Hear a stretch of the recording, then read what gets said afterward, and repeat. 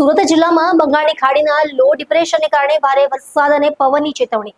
જિલ્લા વિકાસ અધિકારી દેવેન્દ્ર પ્રકાશ મીણાએ નાગરિકોને બિનજરૂરી બહાર ન નીકળવા, અફવાઓથી દૂર રહેવા અને કટોકટી માટે કંટ્રોલ રૂમનો સંપર્ક કરવા અપીલ કરી છે. સુરત જિલ્લાના તમામ નાગરિકોની મારી એક મહત્વપૂર્ણ અપીલ છે.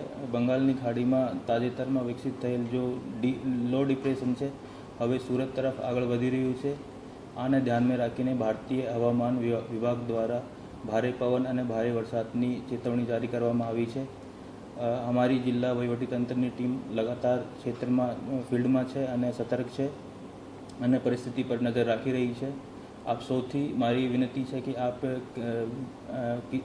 અફવાઓ પર ધ્યાન ન આપો તથા જિલ્લા વહીવટીતંત્ર દ્વારા જારી કરાયેલી સત્તાવાર માહિતી પર ही વિશ્વાસ કરો. અમે આ સંદર્ભમાં તમારા સહયોગની પણ જરૂર છે. તમે અત્યંત જરૂર લાગે તો જ ઘરોથી બહાર નીકળો અને નીચાણવાળા વિસ્તારો, નદી, નાળો એવં દરિયા કિનારા જવાનો ટાળો.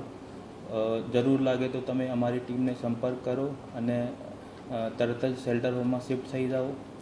ભારે પવનની કન્ડિશનમાં તમે જર્જરિત ઇમારતો, વૃક્ષો અને વીજ પોલથી દૂર રહો.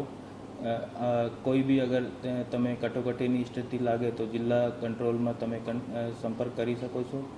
તમારી સતર્કતા જ તમારી સુરક્ષા છે. જિલ્લા વહીવટીતંત્રની ટીમ તમારી સાથે ખડી છે. ધન્યવાદ. ઠીક છે.